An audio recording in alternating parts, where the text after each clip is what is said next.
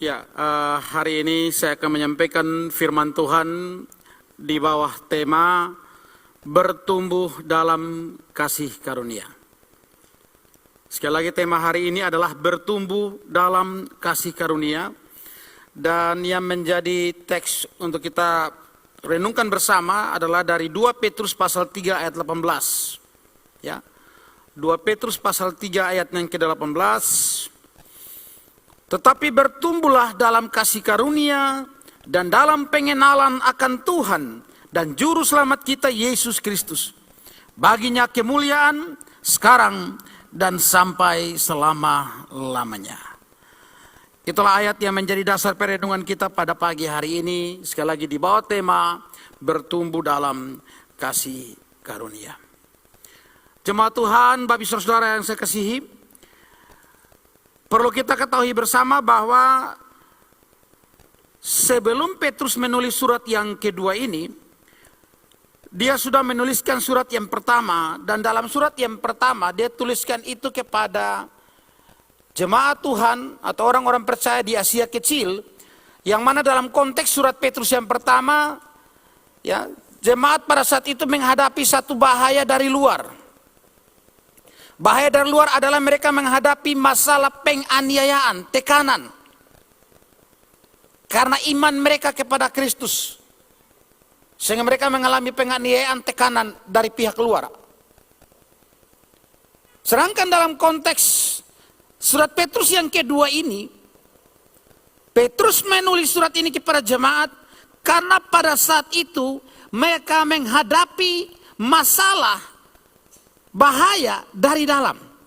Jadi ini sedikit berbeda dengan konteks surat yang pertama. Surat yang kedua ini mereka menghadapi bahaya dari dalam, yaitu penyesatan yang ditimbulkan atau yang muncul oleh guru-guru palsu dengan ajaran-ajaran sesatnya. Nah, karena adanya penyesatan yang muncul, yang membahayakan jemaat pada masa itu, maka Petrus menulis surat ini. Tujuannya adalah dalam konteks yang kita baca ini untuk mendorong orang percaya, ya, mendorong orang percaya agar mereka bertumbuh di dalam kasih karunia, bertumbuh dalam pengenalan akan Yesus Kristus. Mengapa? Sebab hanya dengan itulah mereka dapat bertahan dari pengaruh, dari ancaman, dari bahaya penyesatan yang dibawa oleh guru-guru palsu pada saat itu. Nah saudara, pertumbuhan merupakan salah satu ciri dari kehidupan. Yang namanya hidup dia bersifat dinamis. Ada tumbuhnya, ada perkembangannya. Benih yang disemai dikatakan hidup bila ia bertumbuh. Bertumbuh dari sebutir benih menjadi tanaman yang mempunyai akar, batang, daun, dan seterusnya. Jikalau dia selama-lamanya hanya tetap benih, maka ini berarti benih yang bermasalah, benih yang rusak. Matteo Henry berkata begini, supaya kita bisa dengan lebih baik terhindar dan tidak terseret ke dalam kesesatan, Rasul Petrus mengarahkan apa yang harus kita lakukan. Kita harus bertumbuh dalam kasih karunia, dan kita harus bertumbuh dalam pengenalan kita akan Tuhan Yesus Kristus.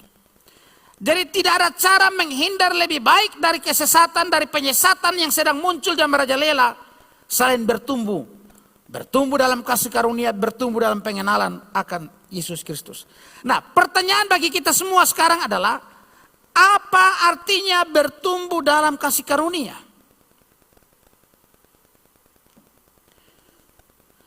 Kalau bertumbuh tadi berarti ada perkembangan. Ya, tidak statis, dia bersifat dinamis. Bertumbuh dalam kasih karunia. Ya. Kata kasih karunia,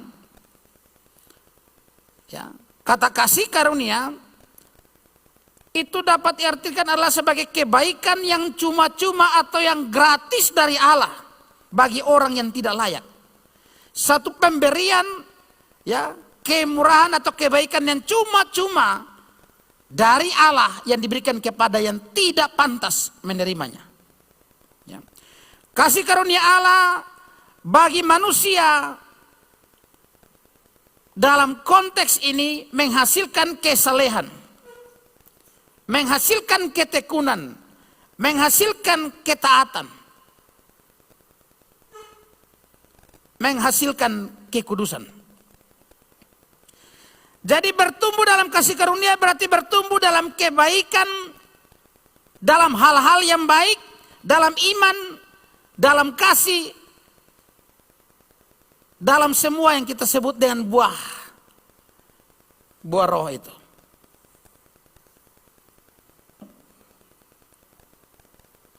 Itulah yang dimaksudkan dengan bertumbuh dalam kasih karunia.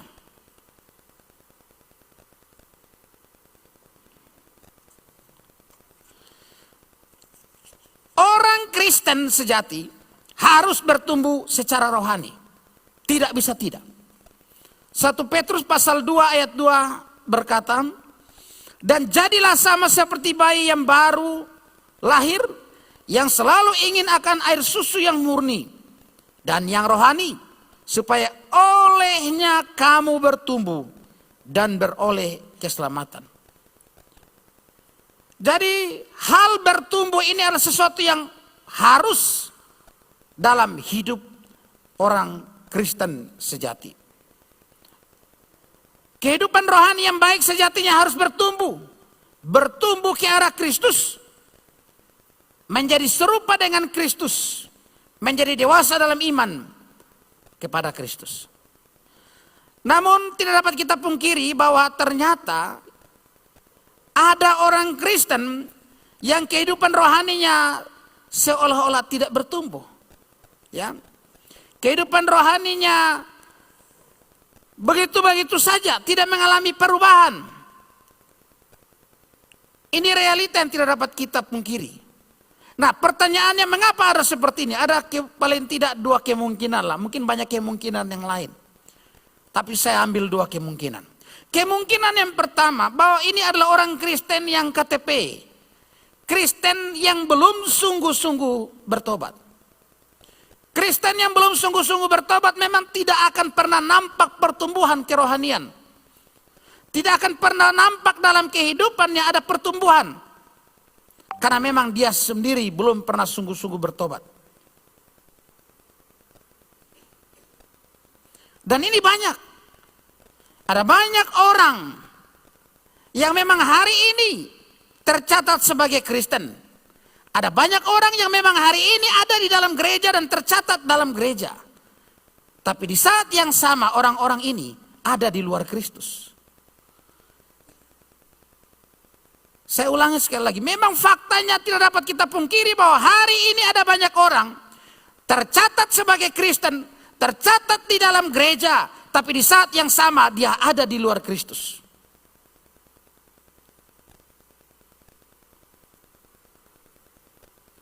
Orang yang ada di dalam Kristus tidak bisa tidak dia ada dalam gereja, dalam persekutuannya.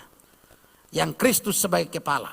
Tapi orang yang ada di dalam gereja belum tentu dia sudah sungguh-sungguh ada di dalam Kristus. Sehingga ini menjadi catatan penting bagi kita pagi ini untuk kita mengoreksi diri kita. Bahwa apakah saya sudah sungguh-sungguh adalah orang Kristen sejati atau masih Kristen KTP? Apakah saya sudah sungguh-sungguh bertobat atau belum? Apakah saya sudah sungguh-sungguh ada di dalam Kristus?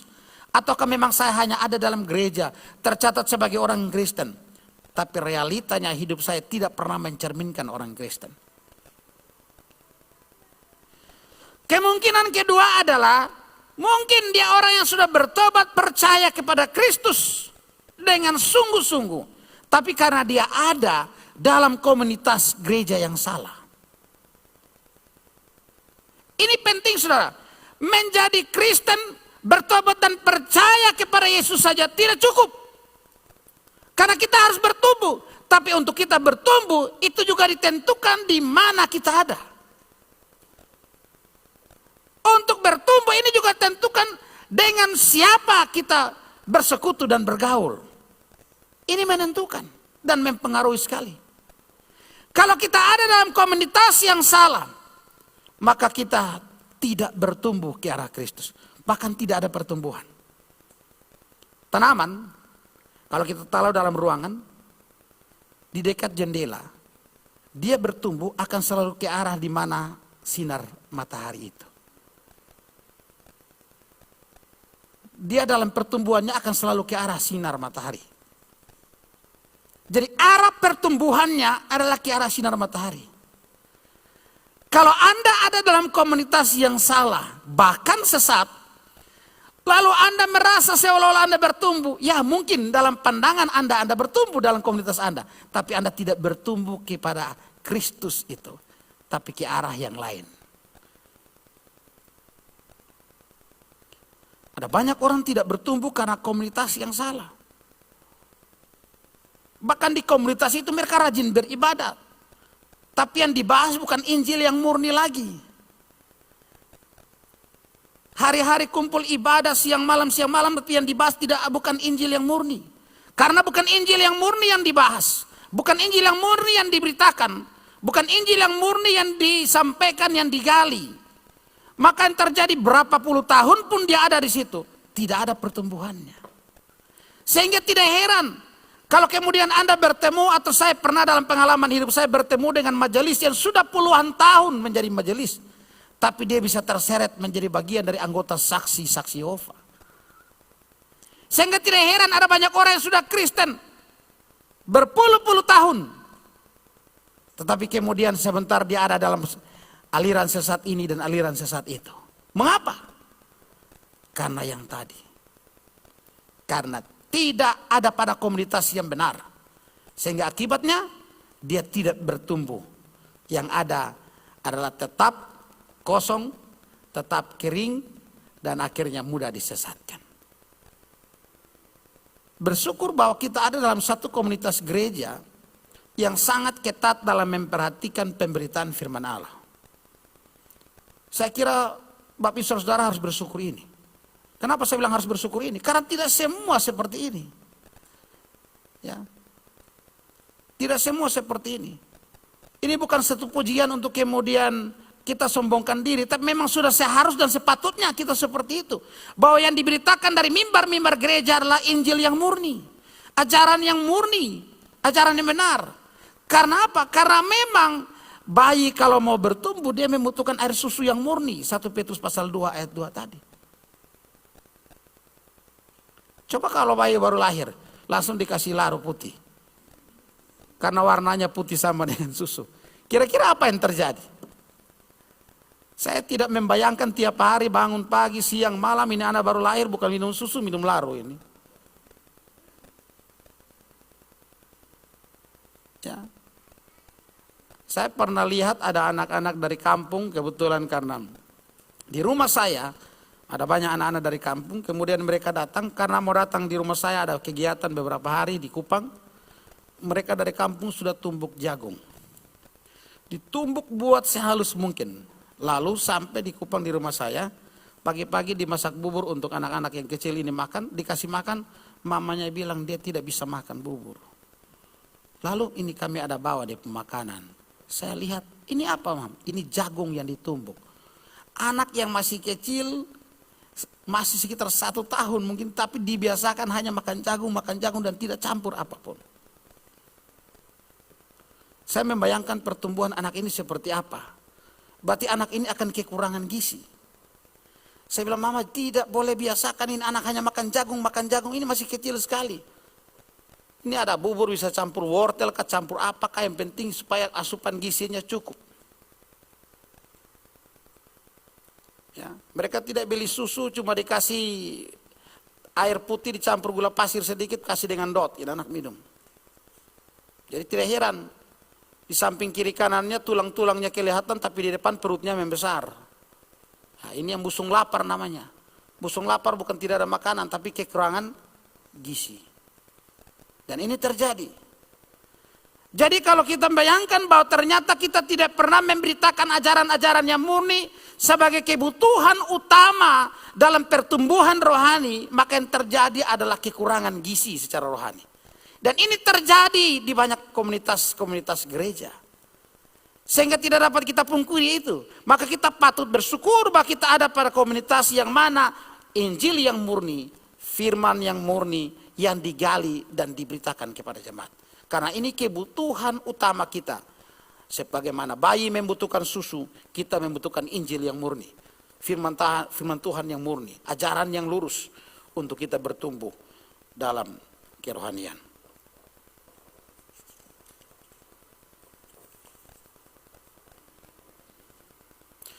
Oleh karena itulah kita tidak heran kalau kita membaca dalam 1 Korintus pasal 3 ayat 1 sampai 3a. Dan aku saudara-saudara pada waktu itu tidak dapat berbicara dengan kamu seperti dengan manusia rohani, tapi hanya dengan manusia duniawi yang belum dewasa dalam Kristus. Susulah yang kuberikan kepadamu, bukanlah makanan keras. Sebab kamu belum dapat menerimanya, dan sekarang pun kamu belum dapat menerimanya, karena kamu masih manusia duniawi. Ini ada hal menarik. Dalam ayat 1 perhatikan kalimatnya, saudara-saudara. Kalimat saudara-saudara seringkali digunakan oleh Petrus ataupun Paulus untuk menyapa sesama orang Kristen. Artinya, yang Paulus lagi bicarakan di sini adalah orang Kristen. Tapi ada yang menarik, Paulus bilang, aku berbicara tidak dapat bicara dengan kamu seperti manusia rohani. Berarti ada masalah dalam jemaat Korintus. Ada masalah yang sangat prinsip di jemaat Korintus.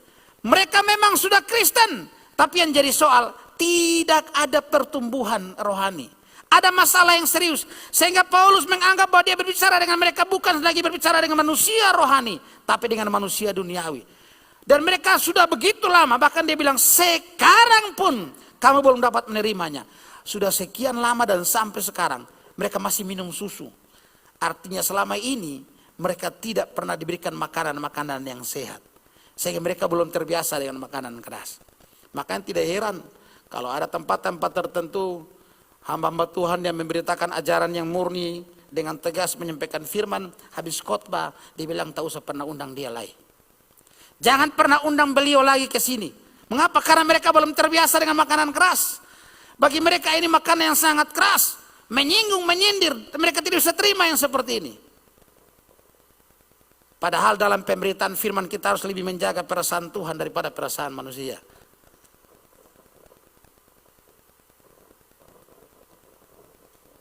Jaga perasaan manusia, kita diundang lagi. Tidak jaga perasaan Tuhan, beliau hajar satu kali selesai. Beliau yang punya pelayanan ini, lalu kau datang kau lebih jaga pendengar daripada menjaga beliau. Perasaan kan begitu. Dia suruh datang beritakan kebenaran, kita beritakan mungkin sebagian kebenaran. Karena yang kita jaga ini pendengar, tidak bisa. Paulus melihat ini yang terjadi masalah serius. Nah saudara-saudara, kalau demikian apa syarat untuk bertumbuh? Ada syarat untuk bertumbuh. Ya. Seorang Kristen tidak dapat bertumbuh secara rohani tanpa satu hal ini. Tolong dicatat baik-baik. Seorang Kristen tidak dapat bertumbuh secara rohani tanpa satu hal ini. Yaitu tanpa kasih karunia. Ini sesuatu yang penting, sesuatu yang mendasar dalam hal pertumbuhan rohani. Kita bertumbuh karena kasih karunia dan di dalam kasih karunia. Saya ulangi, kita bertumbuh karena kasih karunia dan di dalam kasih karunia. Di luar kasih karunia tidak ada pertumbuhan.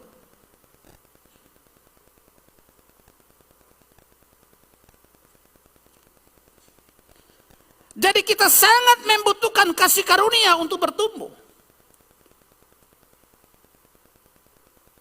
Makanya dalam Injil dikatakan di dalam kepenuhannya kita menerima kasih karunia demi kasih karunia. Dari satu kasih karunia kepada kasih karunia yang lain. Dari satu anugerah kepada anugerah yang lain. Segalanya adalah kasih karunia. Tanpa kasih karunia tidak ada pertumbuhan. Ini berarti apa saudara-saudara? Ini berarti, saya ambil dalam satu contoh yang khusus misalnya dalam hal kekudusan. Hari-hari ini ada pengkhotbah terkenal menyampaikan khotbah bahwa kita harus hidup kudus sempurna seperti Yesus. Lalu saya lihat sekarang di Facebook pengkhotbah ini sudah dicap sebagai Yesus kedua. Ya, kalau yang aktif di Facebook pasti tahu. Pengkhotbah ini sudah dicap Yesus kedua. Maka saya masuk komen, saya bilang, berarti siapa lagi akan jadi Yesus ketiga, Yesus keempat, dan seterusnya. Maka mungkin sekarang dari mimbar mereka akan tanya, maukah engkau menjadi Yesus ketiga, Yesus keempat, Yesus kelima? Ya, ini saya teringat dulu khotbah Natal ada pendeta suka khotbah begitu. Maukah engkau menjadi orang Majus yang kesekian, yang kesekian? Karena mereka punya asumsi bahwa orang Majus itu hanya 3. Jadi sekarang pengkhotbah ini sudah dicap sebagai Yesus kedua. Nah, dalam ajarannya dikatakan bahwa kalau kita meneladani Yesus, kita akan menjadi sempurna, dan Allah sebagaimana Logos berdiam dalam Yesus, dia akan berdiam dalam kita. Berarti dia menjadi sama dengan Yesus. Makanya dia disebut sebagai Yesus kedua. Jadi orang yang bisa taat sempurna, dia akan mendapatkan apa? Si Yahweh itu akan berdiam dalam diri orang itu. Lalu orang itu menjadi setengah ilahi, lalu disebut Tuhan, yaitu Tuhan Yesus. Saudara, kekudusan kita, sekalipun di satu sisi adalah tanggung jawab kita, tapi jangan lupa, tanpa kasih karunia, tidak pernah ada kekudusan, ketaatan, bahkan iman pun tidak ada. Tanpa kasih karunia semua itu tidak ada. Dengan demikian Tuhan tidak pernah menjadikan kita sebagai seolah-olah pahlawan besar yang telah berhasil meraih sesuatu dan layak diangkat menjadi setengah ilahi karena kita telah meraihnya dengan upaya kita sendiri. Tanpa kasih karunia tidak ada semua itu. Sehingga kita tidak akan pernah bisa menyombongkan diri. Saya masih ingat beberapa tahun yang lalu ketika debat dengan Pak Dance Suat, kalau tidak salah di Aula Pertanian. Hal yang sama saya sampaikan, bahwa kalau keselamatan karena adalah upaya manusia di dalamnya, maka pada akhirnya, atau predestinasi, kan waktu itu debat kita topiknya predestinasi. Kalau Allah memilih seseorang karena adalah orang ini dia tahu benar, dia tahu orang ini taat, hidup kudus dan sempurna, maka pada akhirnya ini ada banyak masalah terjadi. Masalah pertama kita lihat masalah kesombongan. Satu akan merasa bahwa saya dulu, lusan bisa ke saya. Dulu lihat, saya sudah jadi seperti Yesus itu. Ini sudah kaitkan dua ajaran sesat ini. Ajaran yang mengagung-agungkan perbuatan baik, di sisi lain ajaran yang mengatakan bahwa dengan perbuatan baik kita sempurna, maka Yahweh berdiam dalam diri kita, kita menjadi setengah ilahi, kita juga disebut Tuhan. Jadi kalau saya taat sempurna, maka besok-besok silakan Bapak Nathan mau sembah saya tidak apa-apa. Tapi masalah berikutnya lagi adalah akan jadi persoalan karena ada orang yang kemudian dikasih kesempatan untuk dia bisa bertobat dan bisa hidup baik. Tapi ada orang yang anak-anak baru lahir umur 5 tahun disumati. Ya toh? Lalu akan terjadi perkelahian di pintu sorga dan pintu neraka. Tuhan tidak bisa. Coba kalau Tuhan kasih hidup sampai 30 tahun. Saya akan berbuat baik lebih banyak dari Dance Suat. Misalnya begitu. Saya akan berbuat baik lebih banyak dari si A atau si B. Ini karena Tuhan cepat ambil saya punya nyawa. Maka terjadi pertengkaran besar di sana dan malaikat pun telinga juga bisa pusing tuli dengan kita pertengkaran gara-gara begini. Tetapi karena segala sesuatu adalah karena kasih karunia, maka manusia tidak akan pernah bertengkar soal itu. Karena dia tahu bahwa dia masuk surga, kasih karunia. Dia tahu bahwa dia bisa hidup melayani, hidup dalam kebenaran dan kekudusan, kasih karunia. Sehingga pada akhirnya semua pujian, makanya dalam 2 Petrus 3:18, segala pujian kemuliaan dikembalikan kepada Tuhan yang pantas menerima itu. Bukan kepada kita. Karena segalanya adalah kasih karunia.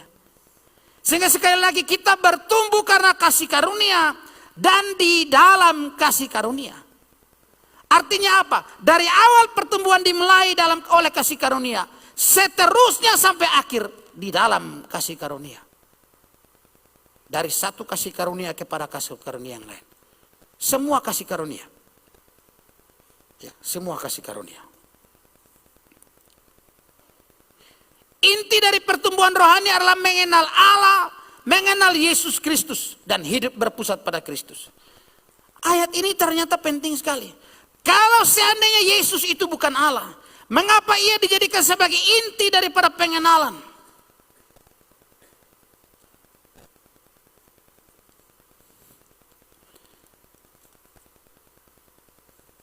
Walaupun akhir-akhir ini sudah mulai agak dingin, tapi masih berlanjut ya, walaupun sudah agak dingin.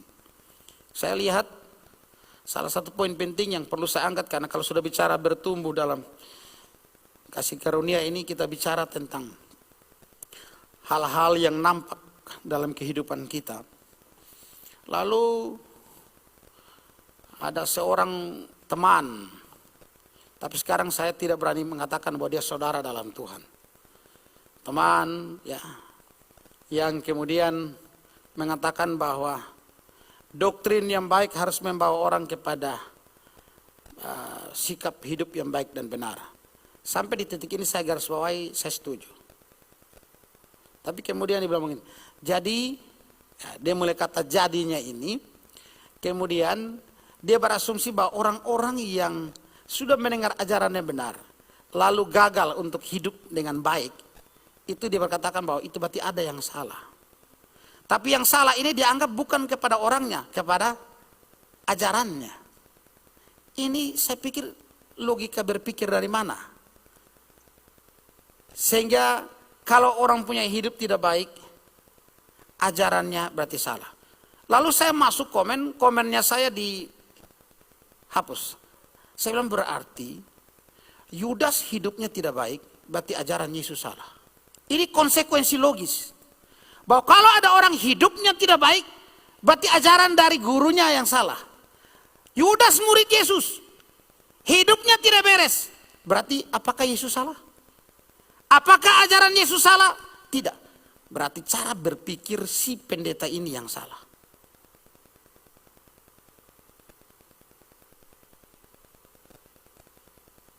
Yudas kan mengkhianati Yesus. Manusia brengsek yang hidupnya hanya berpikir uang. Tapi Yesus tidak pernah salah dalam mengajar. Ada amin tidak? Coba ada yang berani bilang Yesus salah. Tidak apa-apa, tanggung jawab ya. Tunggu saya.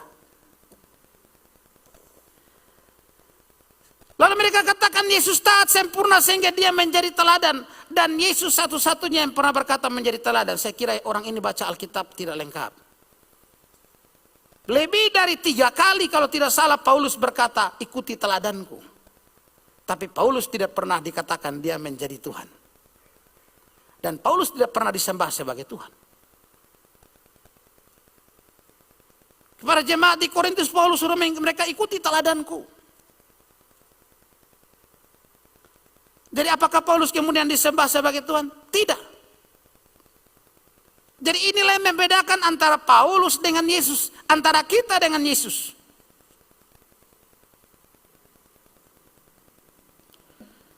Untuk bertumbuh kita membutuhkan kasih karunia.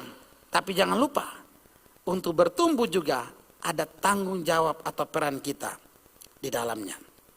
Dengan kata lain, di satu sisi bertumbuh adalah kasih karunia Allah, di sisi lain adalah tanggung jawab manusia. Kita bisa lihat dalam 1 Petrus 2 ayat 2-3, kita lihat sekali lagi ayat ini. Dan jadilah sama seperti bayi yang baru lahir, yang selalu ingin. Nah, perhatikan kata selalu ingin. Kata selalu ingin ini berarti ada tanggung jawab kita. Ya.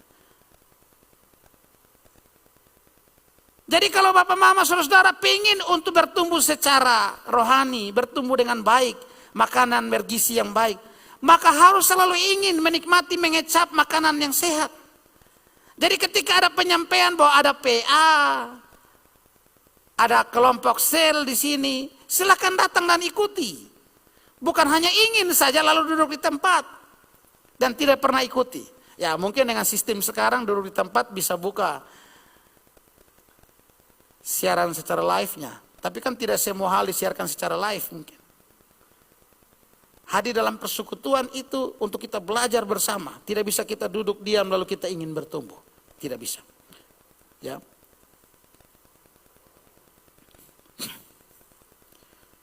Saya menyaksikan ada video singkat. Anak yang baru dilahirkan, perawat tidak langsung meletakkan mulut anak ini di payudara ibunya, tidak. Maksudnya langsung bibirnya di puting susunya. Tapi diletakkan saja di dada seperti itu. Lalu anak ini secara perlahan akan bergerak mencari di mana putih susu ibunya untuk dia menyusui. Ya. Ini yang terjadi. Lalu ketika ibunya jauh dari dia dan dia sudah pingin untuk menyusui, yang terjadi anak ini lakukan, kalau orang bisa ngomong, dia nangis. Sebagai satu isyarat bagi ibunya bahwa dia butuh untuk menyusui. Ada usaha kita, kewajiban kita sebagai orang percaya untuk hidup, untuk bertumbuh. Dalam hal ini ada kemauan untuk bertumbuh, itu menjadi poin penting dalam kehidupan atau pertumbuhan rohani kita. Sekali lagi, bertumbuh adalah aktif dan dinamis. Semakin hari kita harus semakin bertumbuh dalam mengenal Allah melalui firman-Nya. Tidak bisa kita mengenal Allah melalui yang lain. Ya. Mengenal Allah melalui firman-Nya. Semakin kita dekat mengenal firman-Nya, semakin kita mengenal Tuhan kita, dan semakin kita akan mengasihi Tuhan kita. Ya. Tidak ada pengenalan akan Allah tanpa firman Tuhan. Seseorang pernah berkata begini, hidup itu seperti naik sepeda. Untuk menjaganya tetap seimbang, maka kita harus mengayuh sepeda itu dan terus bergerak maju. Ketika kita berhenti bergerak maju, maka yang terjadi adalah tidak adanya keseimbangan dan kita akan terjatuh. Ketika kita berhenti bergerak maju dalam pengenalan kita akan Tuhan, dalam pertumbuhan rohani kita, maka saat itulah keseimbangan hidup kita terganggu. Dan suatu waktu kita bisa jatuh. Jatuh dalam pengertian yang mana? Supaya tidak bingung, langsung kasih contoh real. Jatuh dalam pengertian datang si penyesat, kita langsung mudah bergeser ke sana. Jatuh ketika datang lagi satu penyesat, kita langsung mudah berpindah ke sana. Mengapa? Karena kita tidak bertumbuh, tidak ada kemajuan dalam pengetahuan, dalam pengenalan akan Allah.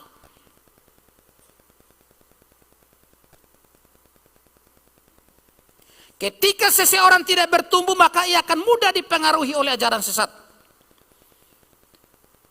Ya, dia akan mudah sekali. Loh, kok orang ini kan rajin beribadah, rajin begini. Ya. Tapi kenapa dia bisa pindah ke aliran sebelah? Karena tidak bertumbuh. Kenapa tidak bertumbuh? Ya karena yang tadi. Mungkin hidup di komunitas yang salah. Atau mungkin karena belum bertobat selama ini.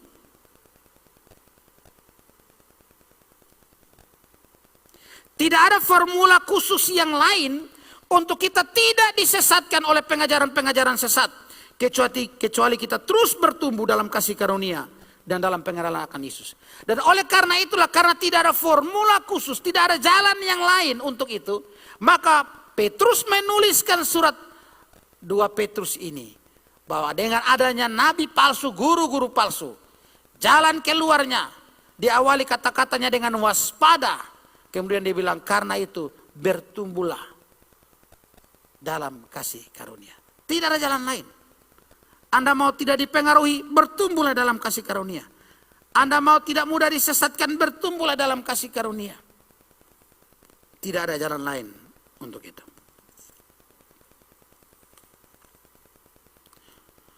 Kalau demikian, saudara, bagaimanakah cara dan sarana untuk kita bisa bertumbuh secara rohani? Kita berbicara tentang cara dan sarana.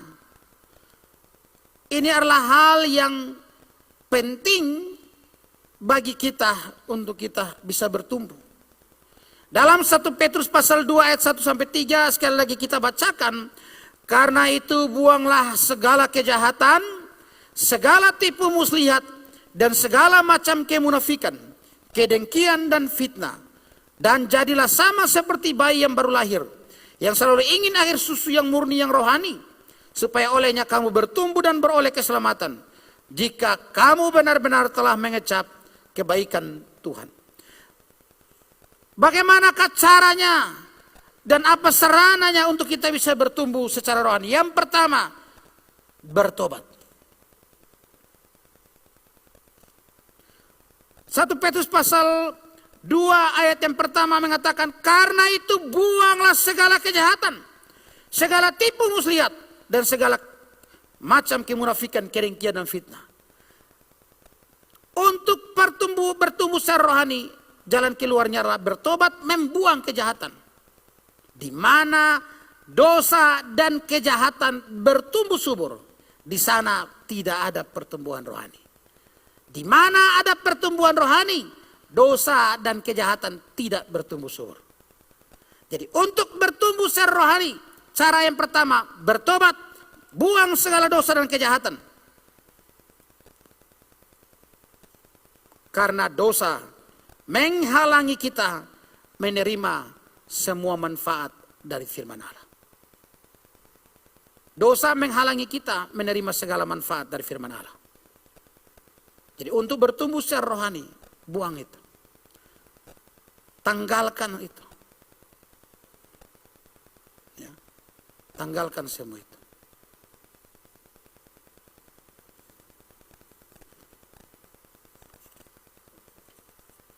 Itu yang pertama. Jadi buang itu bukan mengurangi ya. Karena mengurangi itu seperti ini. Saya pernah sampaikan di sini. Ada yang raja mabuk.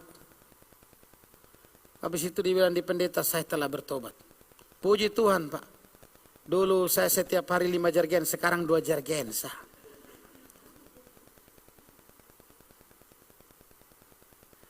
Dulu saya minum bisa tidur di orang per rumah 2-3 hari, sekarang 1 malam sah. Ini bukan bertobat. Ya, ini bukan bertobat. Ya. Jadi yang dibilang tadi, buang segala kejahatan dan dosa, itu bertobat. Tanpa semua itu tidak ada pertumbuhan. Selama itu masih ada dan kita pelihara dalam hidup kita, maka tidak akan pernah terlihat yang namanya pertumbuhan rohani. Yang kedua, caranya sekaligus menjadi sarana bagi kita untuk bertumbuh secara rohani adalah dalam 1 Petrus 2 ayat 2. Dan jadilah sama seperti bayi yang baru lahir, yang selalu ingin akan air susu yang murni dan yang rohani, supaya olehnya kamu bertumbuh dan beroleh keselamatan. Yang kedua adalah tekun belajar firman. Tekun belajar firman.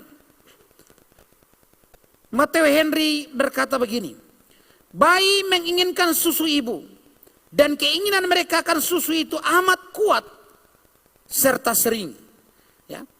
Tidak ada bayi yang hari ini dia menyusu pada ibu, ya minggu depan atau bulan depan baru dia menyusu. Bayi akan terlalu sering menginginkan air susu dari ibunya agar dia bertumbuh. Saya lanjutkan, hal ini timbul karena rasa lapar yang tidak tertahankan dan diikuti dengan segala upaya yang mampu dilakukannya. Seperti itulah orang-orang Kristen harus merindukan firman Allah. Dengan cara ini kita dapat bertumbuh dan bertambah dalam kasih karunia dan pengenalan akan Tuhan kita Yesus Kristus.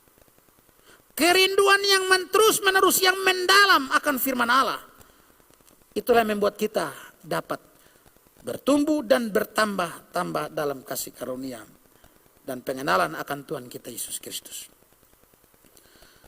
Kalau ada kerinduan yang dalam, kerinduan yang tinggi atas kebenaran firman Tuhan, Matius pasal 5 ayat 6 berkata, berbahagialah orang yang lapar dan haus akan kebenaran, karena mereka akan dipuaskan. Jadi kita harus memiliki rasa haus, seperti rusa yang haus dahaga akan air sungai yang jernih. Kita harus memiliki rasa haus yang terus menerus. Haus akan kebenaran. Orang yang haus dia akan mencari di mana air untuk dia minum.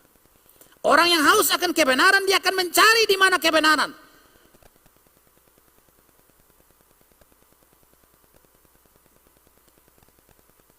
Karena kalau dia haus akan kebenaran, dia terus mengkonsumsi kebenaran. Seperti yang sudah berulang-ulang saya sampaikan, kalau Anda sudah tahu yang benar, maka akan mudah bagi Anda untuk menilai ini salah atau tidak. Kalau Anda sudah tahu yang asli, mudah bagi kita untuk menilai ini palsu. Anda sudah tahu mana emas murni, Anda akan mudah dengan tahu ini imitasi. Tapi selama Anda belum tahu apa-apa, maka ditaruhlah imitasi di situ dan emas di situ. Anda bisa salah pilih. Anda berpikir imitasi ini emas, ternyata yang Anda pegang adalah palsu. Banyak orang mudah terseret dalam kesesatan karena belum atau tidak mengerti kebenaran. Karena apa? Karena tidak memiliki rasa haus akan kebenaran. Tidak hidup dalam pengajaran yang benar, maka mudah disesatkan. Mazmur 1 ayat 1 sampai 3, berbahagialah orang yang tidak berjalan menurut nasihat orang fasik, yang tidak berdiri di jalan orang berdosa, dan yang tidak duduk dalam kumpulan pencemooh. Tetapi yang kesukaannya ialah Taurat Tuhan, dan yang merenungkan Taurat itu siang dan malam. Ia seperti pohon yang ditanam di tepi aliran air, yang menghasilkan buahnya pada musimnya, dan yang tidak layu daunnya. Apa saja yang diperbuatnya berhasil.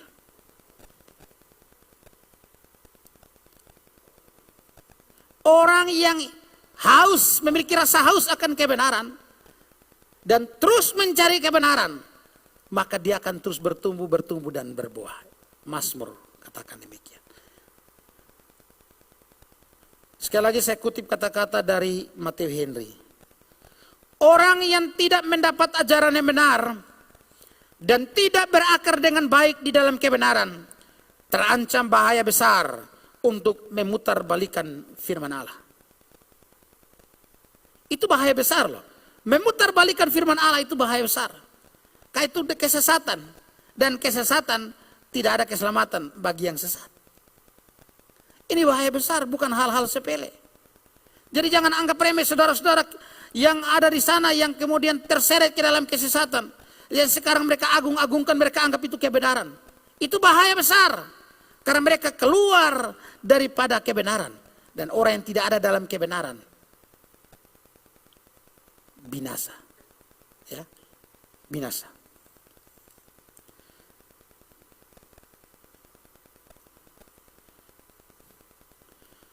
Matthew Henry sekali lagi katakan begini, di mana ada kuasa ilahi untuk meneguhkan dan mengajar orang dalam kebenaran ilahi, di situ orang dijamin untuk tidak akan jatuh ke dalam kesesatan. Di mana ada kuasa ilahi untuk meneguhkan dan mengajar orang dalam kebenaran ilahi, di situ orang dijamin untuk tidak jatuh ke dalam kesesatan.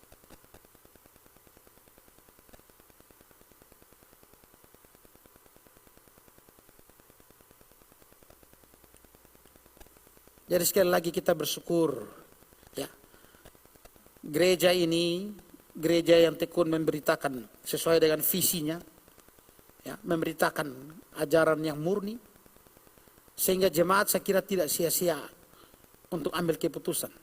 Para simpatisan yang ada juga ambil keputusan untuk mendengarkan pengajaran yang murni, karena ini sangat penting. Ya, kita tubuh boleh gemuk, tapi kalau kerohanian kita pincang, tidak seimbang. Selesai. Kita membutuhkan jasmani rohani. Rohani tidak boleh makanan yang salah. Kita ada di sini untuk mendengarkan pengajaran itu. Nah, sarana yang berikut untuk pertumbuhan rohani. Jadi selain ya cara dan sarana selain bertobat dan firman Allah, sekarang yang berikut adalah masalah dan tantangan atau penderitaan dalam hidup. Masalah, tantangan, dan penderitaan dalam hidup adalah sarana yang Tuhan pakai untuk pertumbuhan rohani. Allah dapat memakai penderitaan dalam kehidupan kita atau yang kita alami sebagai perangsang untuk pertumbuhan rohani kita. Dalam perjanjian lama seringkali Allah menggunakan masalah. Ya. Seringkali Allah menggunakan masalah untuk ya, menegur bangsa Israel. Untuk mempertobatkan bangsa Israel. untuk membawa kembali bangsa Israel yang menyimpang, yang sedang tersesat. Dalam sepanjang kitab Hakim-Hakim kita berlihat itu berulang-ulang kali. Muncul satu hakim, mereka kembali menyembah Tuhan. Hakimnya mati, Israel kembali menyembah dewa-dewa Baal, menyembah dewa-dewa bangsa lain. Tuhan murka, kasih mereka masalah, dapat serangan, dapat ancaman.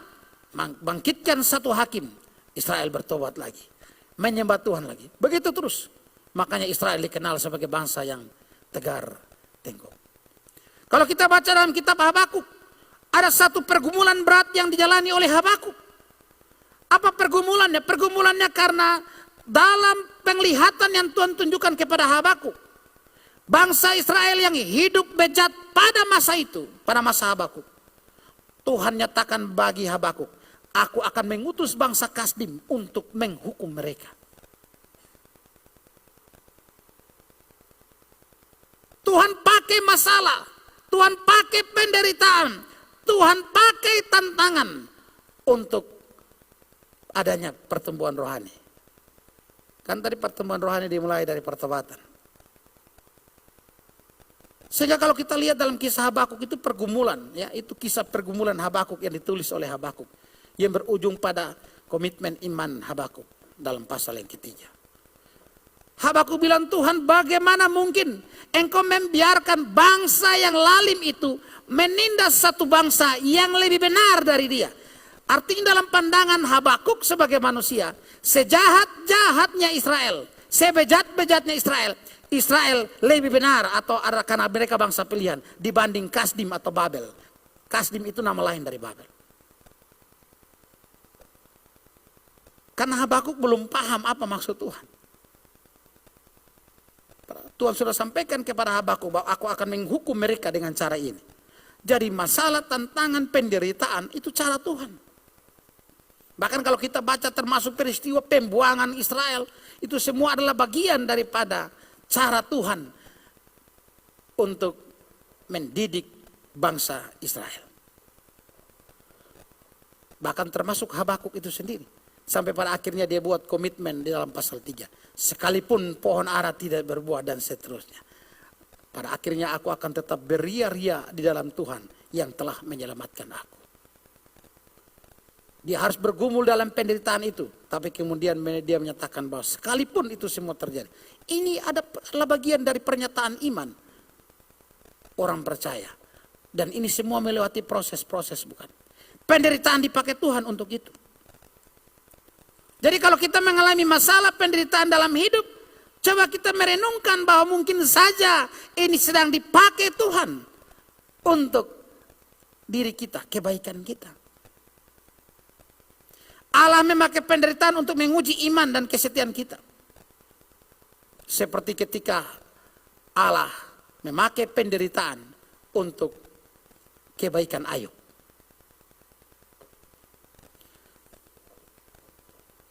Roma 5 ayat 3 sampai 5 bilang begini. Dan bukan hanya itu saja, kita malah bermegah juga dalam kesengsaraan kita.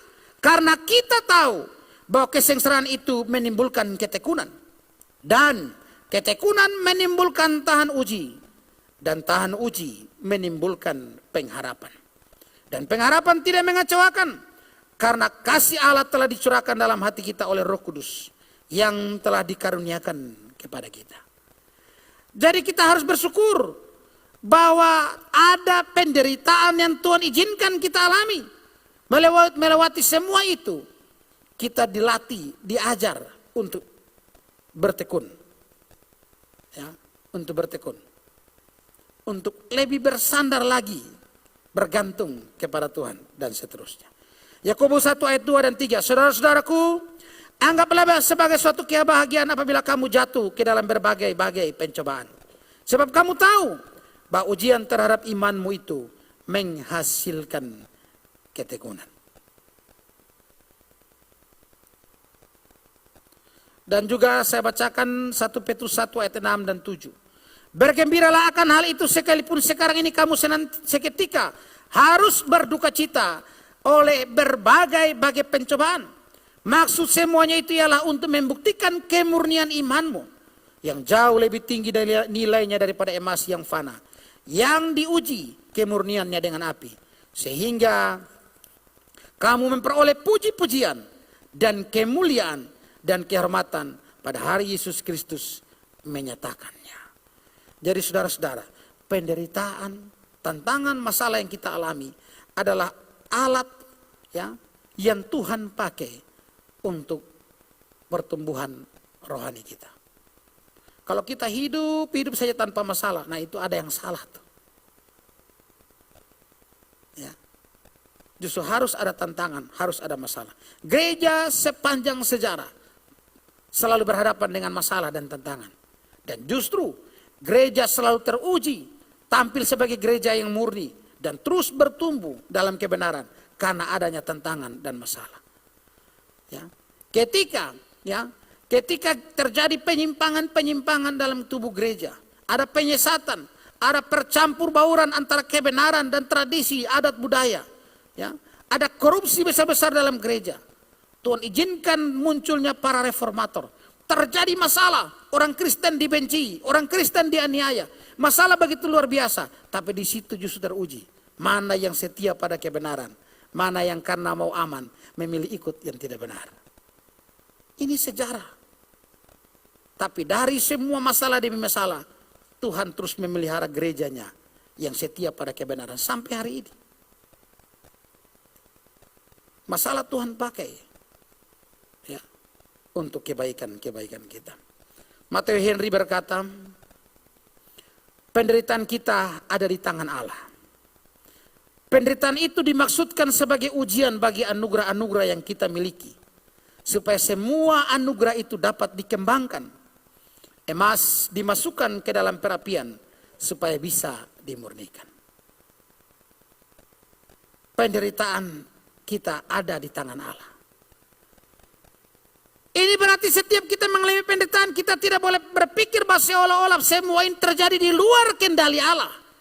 Seolah-olah semua terjadi di luar daripada kontrolnya Allah. Tidak, penderitaan kita ada dalam tangan Allah. Dia bukan saja mengizinkan, tapi dia mengendalikan itu. Dan dia mengatur sedemikian semuanya itu untuk kebaikan-kebaikan kita. Jadi bukan dia sekedar tahu bahwa Anda sedang menderita. Bukan dia sekedar mengizinkan sesuatu dari luar datang dalam diri Anda. Tapi itu ada di dalam kendalinya, di dalam tangannya. Dan dia mengatur sedemikian semua itu, penderitaan-penderitaan, masalah-masalah itu. Untuk kebaikan-kebaikan kita.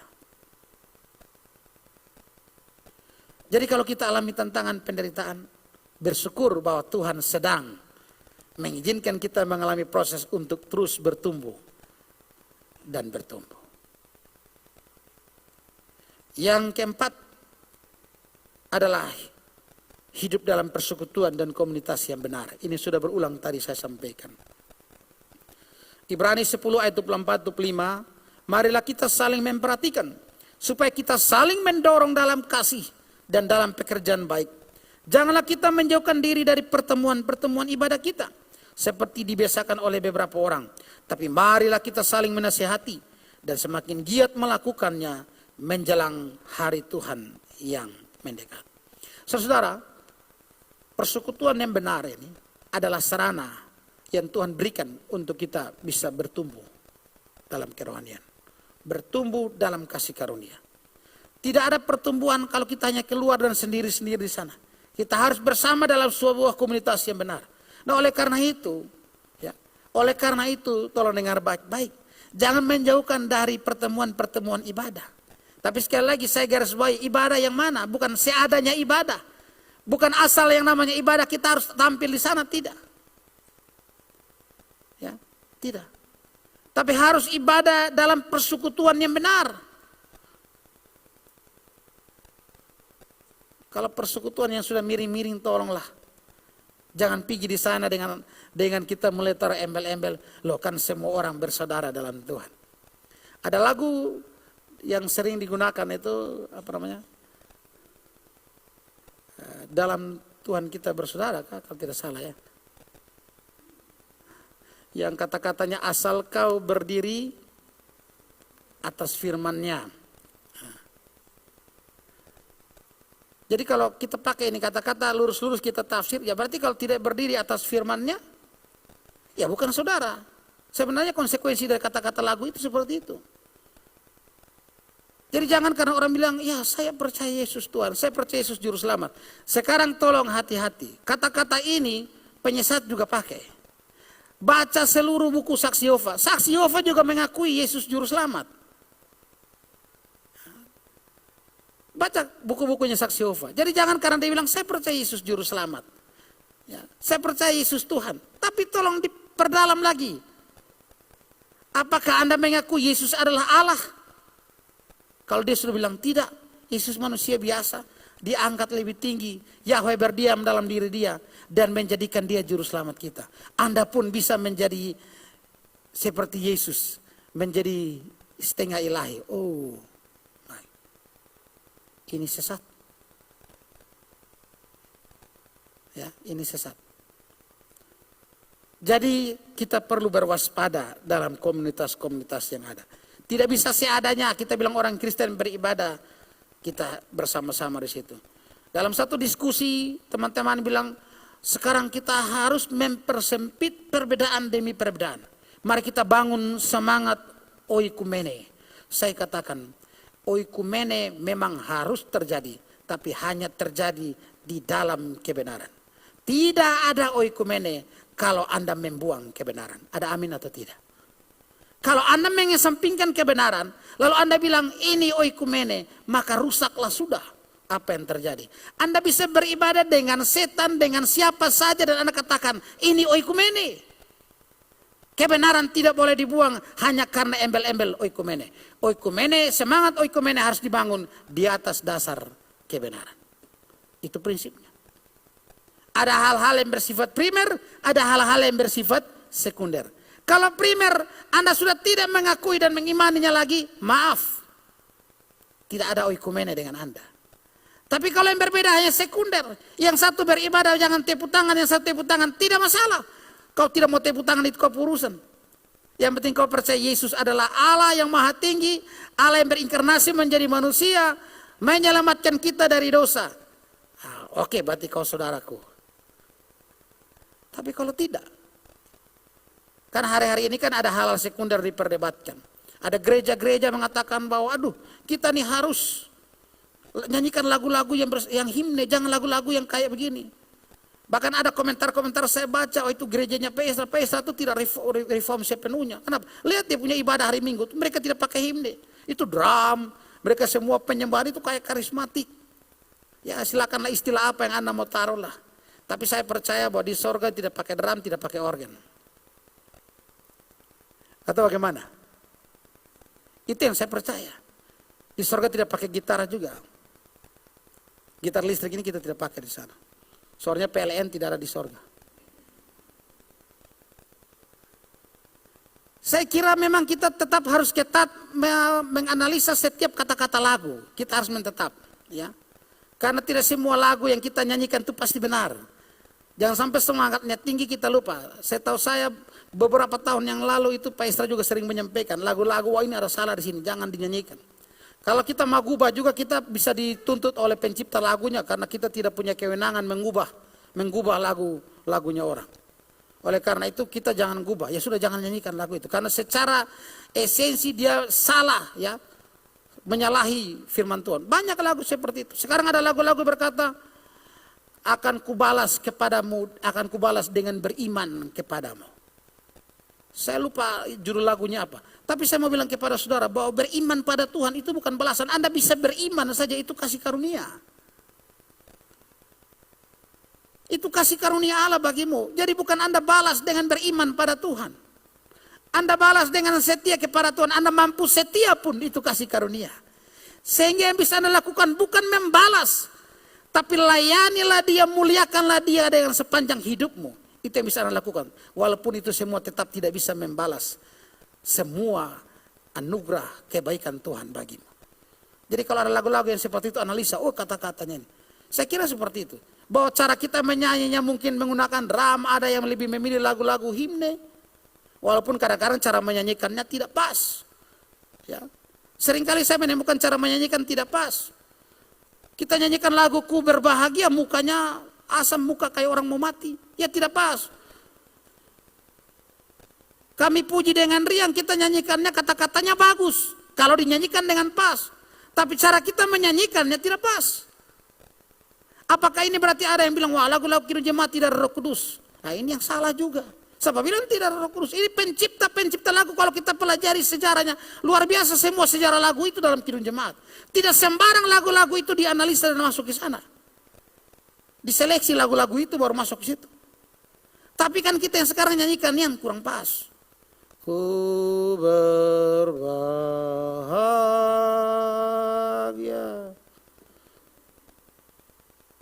Dalam bahasa saya kalau saya nanya ini Tuhan, lihat. Dosa belajar putar balik, bilang bahagia pada pemuka sama macam kayak. Kami puji dengan pas bait yang ketiga, tenggorokan seputus. Itu perbedaan-perbedaan sekunder.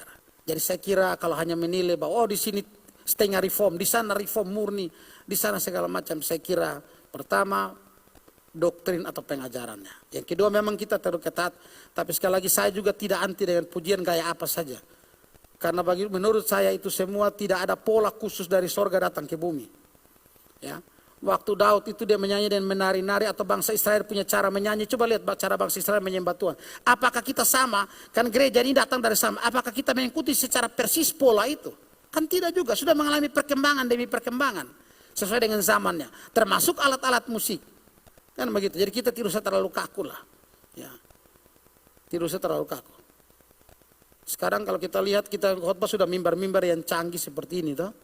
Bahkan ada mimbar yang sudah langsung dengan layarnya, orang tinggal hanya ini. Khotbah sudah langsung di situ. Sekarang zaman Yesus tidak ada. Sehingga kadang dia pakai perahu menjadi mimbarnya, kadang dia naik di bukit, duduk di atas batu menjadi mimbarnya. Jadi kita tidak usah mengikuti pemikiran-pemikiran radikal dari kelompok-kelompok unta yang ada di sana. Akhirnya kita terbawa dengan cara pemikiran-pemikiran yang ada di padang gurun, lalu kita sudah ada di zaman tahun 2023 mau masuk 2024, tapi kita masih terbawa dengan pandangan yang baloha, zaman yang tidak jelas. Hidup dalam persekutuan, dalam komunitas yang benar kalau kita mau untuk bertumbuh secara rohani. Komunitas yang benar itu jangan kita ukur dari musiknya, jangan kita ukur dari gedung gerejanya, dari liturginya, tapi dari pengajarannya. Itu yang penting. Itu yang penting. Ya. Mereka bisa senyum Anda datang penampilan pelayanan mereka kepada Anda begitu memuaskan keinginan atau emosi Anda.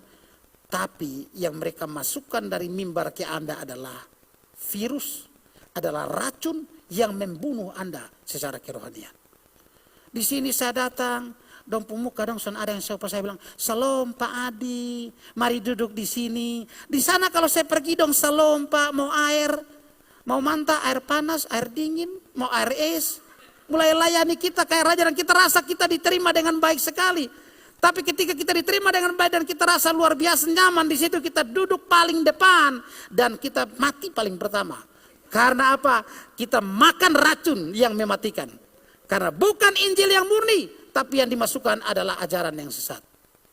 Iblis pandai menyamar. Bahkan iblis pun penyamaran jauh kasih kalah kita gereja-gereja yang lurus ini. Karena kadang-kadang kita kan berpikir bahwa ini sekaligus kritik buat kita, toh. Apa salahnya kita meniru hal-hal yang positif? Kan begitu.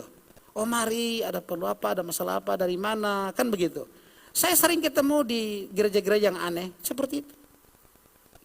Saya pernah diminta khotbah di satu gereja di Bekasi, saya masuk dari pintu langsung di depan gereja itu tempel. Visi dan misi gereja. Visi pertama, mematakan 8 kutuk. 1, kutuk kemiskinan. 2, kutuk sakit penyakit. Oh, saya langsung masuk di gereja yang senpas ini. Tapi kesempatan saya hajar 1 kali, habis itu tidak undang lagi, tidak apa-apa. Jadi saya siap khotbah lain, langsung saya ganti saat itu, udah masih asik penyembahan saya. Langsung aja. Di Kupang sini pernah terjadi. Saya diundang satu gereja yang ada di Nekolan. Saya belum naik mimbar, dom penyembahan, 1 jam lebih. Sonto habis penyembahan. Giliran saya dekat-dekat, habis lagu mau firman, saya datang tugas gerejanya bisik di saya. "Bapak, 30 menit. Berapa? 30 menit. Oh ya, siap. Siap itu yang saya bikin 2 jam. Nah kau penyembahan 30 menit suruh saya, kau penyembahan 1,5 jam suruh saya khotbah 30 menit. Saya bilang ini bisa nih, mesti cuci bersih dulu. Cuci bersih dan 1 kali dan sampai selama-lamanya. Saya anggap selama-lamanya karena ternyata saya cek itu gereja justru bubar. Jadi saya tidak akan pernah khotbah di itu gereja lagi. Ya, gereja sudah bubar. Ya. Jadi jangan kita nilai ya satu gereja atau komunitas dari yang tampilannya, dari cara servisnya melayani kita waktu kita datang. Itu semua baik. Tapi yang lebih utama adalah yang diberitakan, yang dikasih makan itu apa. Hadir dalam komunitas yang benar itu akan menunjang pertumbuhan iman kita. Sehingga ini harus mendorong kita mulai hari ini jemaat yang ada di sini harus lebih rajin lagi datang bergereja. Jemaat yang ada di sini harus lebih rajin lagi dan mengajak banyak orang datang. Mari kita ada di sini. Karena di sini ada makanan yang bergizi. Di sini ada makanan yang baik, yang benar, yang sehat. Untuk pertumbuhan. Jadi kita tidak bisa memberikan beban itu hanya kepada hamba Tuhan, kepada pendeta untuk memberitakan. Kita juga punya kewajiban karena kita tidak mau orang lain sakit busung lapar. Kita mau mereka juga mendapat makanan yang bergizi. Sehingga mereka juga bertumbuh yang sehat. Seperti kita bertumbuh. Siap tidak? Siap kah? Artinya jemaat harus menjadi jemaat yang misioner. Salah satu visinya begitu. Gereja misioner itu bukan pendetanya saja. Semua jemaatnya harus misioner. Misioner berarti memberitakan, menjadi agen-agen untuk memberitakan kebenaran. Mengajak orang dalam komunitas yang benar. Kenapa kita kalah dari para saksi Yehova? Saksi Yehova tiap hari bertambah jumlah. Kita mau marah mereka, ulang-ulang berdebat. Dan Pak Nathan Hela ini paling rajin dari dulu. Kalau sudah ketemu di mana kontak Pak Esra ada halangan pasti kontak saya. Atau kita saling bertukar. Pak Adi kemarin saya supi, sekarang Pak Adi MP. Besok saya ketemu satu itu tahun-tahun berapa tuh kita sering begitu. Kalau saya supi saya kontak Om Nathan P sudah, kemarin saya baru dari situ. Kita pun semangat pergi hajar dari pemimpin. Tapi mereka pemimpin lah dari kita. Mereka pun bawa-bawa keliling tiap hari. Pasar Impres. Taman Nostalgia. Di mana orang banyak. Di Lipo Plaza. Mereka keliling sebuah tempat. Dan kalian tahu. Hari ini begitu banyak pengikut mereka. Nah coba semangat ini kita miliki. Semua jemaat ini pulang mulai sekarang. Tiap hari tunggu di pasar. Tunggu di mana-mana. Oi saya kira banyak orang. Betul tidak? Tapi kan kita kadang-kadang malu. Untuk kebenaran kita malu, untuk kebenaran kita gengsi, untuk kebenaran kita takut. Tapi mereka untuk kesesatan mereka berani. Ini realitanya hari ini. Ya, tidak bisa kita pungkiri bukan? Makanya mereka dari sedikit menjadi banyak. Pernahkah kita lihat mereka ada siaran live? Saksi Yehova di Kupang sini? Saya kira saya belum ketemukan. Kalaupun ada mungkin baru-baru ada. Tapi kita lihat semangat mereka begitu tinggi sampai mereka punya tempat-tempat pertemuan. Itu banyak tempat mereka sudah tidak bisa tampung. Di belakang toko Valentine Pura dulu di situ. Itu juga saya suka masuk-masuk ke situ. Nah, kalau dulu di Tova itu pasti Om Nathan masih ingat namanya Pak Abraham. Itu orang Ambon. Kita masuk ke di rumah, masuk keluar karena hanya mau ajak debat. Ya. Sekarang mereka masih tetap keliling 2-3 orang ke rumah, tapi juga mereka sebarkan mereka punya ajaran. Baik lewat Google, lewat Facebook maupun lewat tempat-tempat yang ramai. Mari kita menjadi agen-agen itu untuk beritakan kepada orang lain. Ajak mereka ada dalam komunitas yang benar ini. Supaya kita bisa bertumbuh. Matthew Henry bilang begini. Di zaman para rasul dan seharusnya di setiap zaman ada pertemuan-pertemuan Kristen untuk menyembah Allah dan membangun satu sama lain. Hari ini memang pertemuan-pertemuan Kristen masih banyak. Tapi saya yakin maksud Matthew Henry di sini adalah pertemuan Kristen yang benar. Gereja yang sejati. Ya, terus dibangun untuk saling membangun satu dengan yang lain. Ya. Kita baca di dalam Kisah 2 ayat 46-47. Dengan bertekun dan dengan sehati, mereka berkumpul tiap-tiap hari dalam bait Allah. Mereka memecah-mecahkan roti di dalam rumah mereka rumah masing-masing. Secara bergilir dan makan bersama-sama dengan gembira dan tulus hati. Sambil memuji Allah. Perhatikan jemaat mula-mula begitu bersemangatnya dalam mencintai Tuhan dan kebenarannya. Tiap hari berkumpul di bait Allah dan merenungkan firman Tuhan. Berdoa, beribadah. Tiap hari. Saya pikir-pikir kalau ini terjadi sekarang, banyak rumah tangga bisa hancur. Suami bilang, lu pekerjaan lu kira-kira hidup ini hanya butuh doa, ibadah, saka. Nah, banyak yang begitu. Ya kita bersyukur ibadah tidak tiap-tiap hari lah. Saya tidak tahu di sini kegiatan ibadah kaum bapak, kaum ibu, lalu PA itu 1 minggu berapa kali. Tapi yang pasti kita mungkin tidak tiap-tiap hari ya. Tidak tiap hari ibadah. Nah kalau tidak tiap hari, masakan kita tidak bisa luangkan waktu untuk kita bersekutu bersama. Sehingga saling membangun di situ. Ya. Mari kita belajar daripada firman Tuhan hari ini. Bertumbuh dalam kasih karunia. Saya ulangi sekali lagi sebagai poin penutup. Bahwa kita hanya bisa bertumbuh secara rohani karena kasih karunia. Dan di dalam kasih karunia. Karena kita hanya bisa bertumbuh karena kasih karunia dan di dalam kasih karunia. Maka pertumbuhan rohani bukanlah sebagai satu hasil mutlak usaha kita.